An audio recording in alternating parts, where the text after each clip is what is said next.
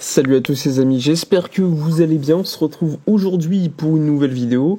Alors on va évoquer l'actualité du Barça avec évidemment la Ligue des Champions. Le Barça s'étant qualifié, c'est Dortmund que le Barça va affronter, donc on va revenir rapidement sur l'affrontement, mais également évoquer de manière générale l'actu du Barça, la prolongation de contrat de Martinez, mais également d'autres informations en vue du prochain mercato.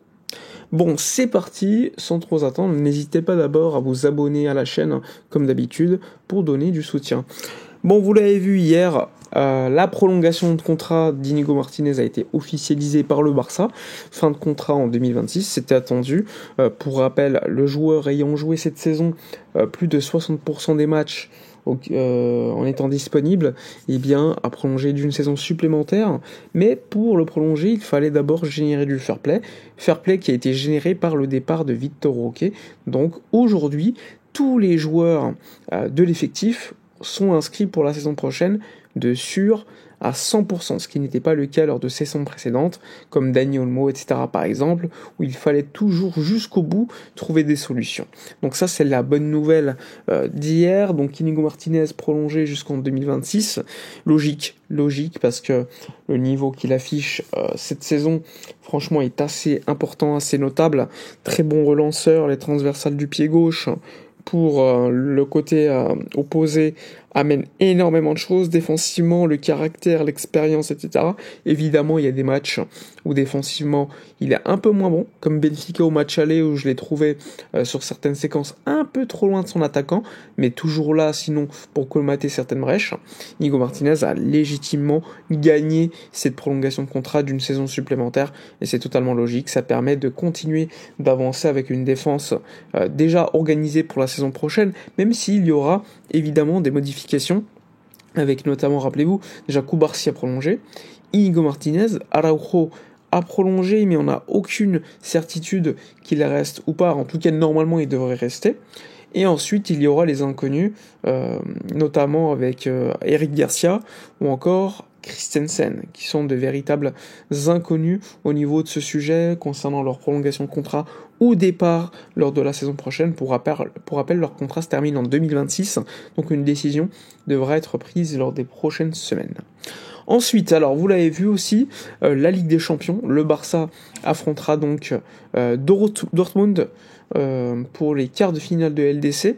Personnellement, j'aurais préféré Lille, je vous l'ai dit lors de la vidéo précédente avant match. Perso, je considérais que Lille était plus facile à jouer pour le Barça, parce qu'en termes de niveau, même s'il y avait des absents, Dortmund, ça reste une équipe lors des gros matchs de LDC. Rappelez-vous, l'année dernière, ils vont jusqu'en finale. Même si l'effectif est moins fort cette saison, eh bien, ils sont un petit peu capables de tout lors des grands matchs. On les a affrontés lors de la phase de Ligue, tout comme Benfica d'ailleurs, le Barça avait été supérieur.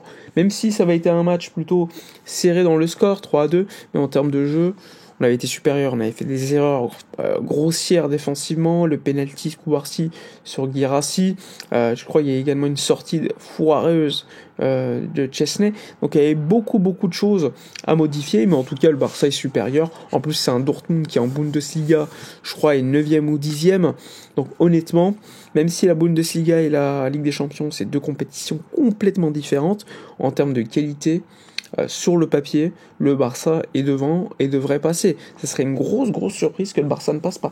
D'ailleurs, pour rappel, le Barça aujourd'hui dépasse déjà de 7 millions d'euros le budget prévisionnel concernant la Ligue des Champions.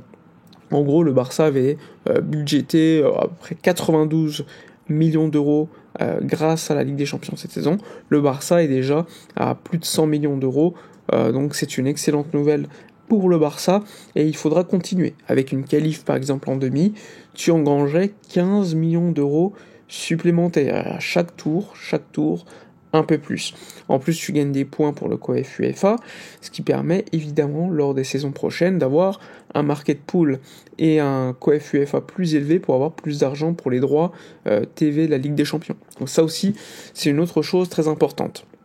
Donc le Barça, économiquement, en Ligue des Champions, a déjà rempli largement les objectifs et pourrait continuer en allant plus loin. Ça va être très excitant, sachant que le Barça, en demi, pourrait affronter soit l'Inter, soit le Bayern, équipe qu'on a déjà affrontée en phase de Ligue. Évidemment, ça va être à domicile, donc une phase élimination directe, aller-retour, c'est complètement différent selon moi. Donc attention. Après, attention à l'Inter, qui est une équipe sous-estimée.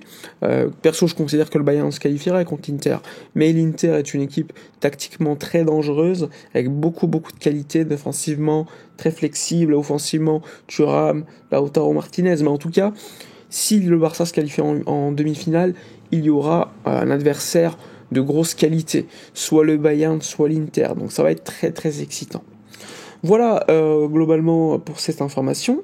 Sinon, quelle autre information on peut donner ?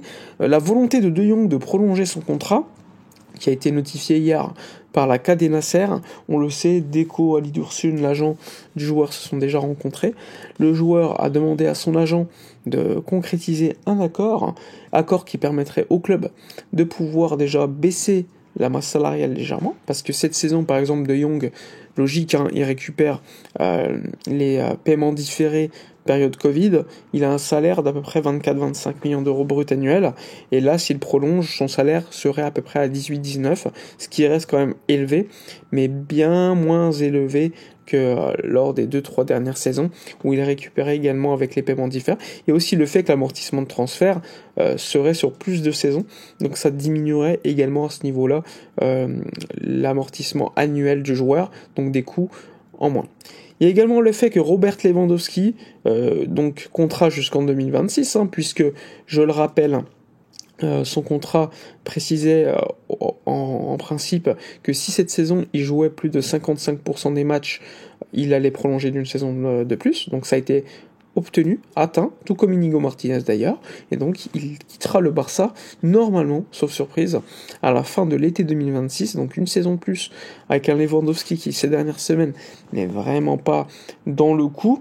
Mais bon, le Barça, je pense qu'ils le savent, sur le marché des transferts, il n'y a pas non plus beaucoup de neufs accessibles. Oui, on veut tous Alexander Isak, mais le prix aujourd'hui est complètement dingue, on parle de plus de 150 millions d'euros.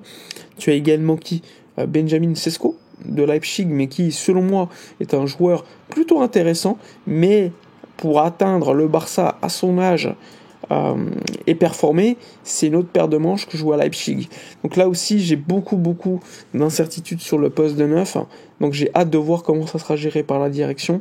Honnêtement, moi, j'ai pas beaucoup de visibilité à ce niveau-là, et donc j'attends de voir ce qui va se passer. C'est un poste capital, et je commence à voir que Lewandowski souffre énormément, même si cette saison il a planté ses buts.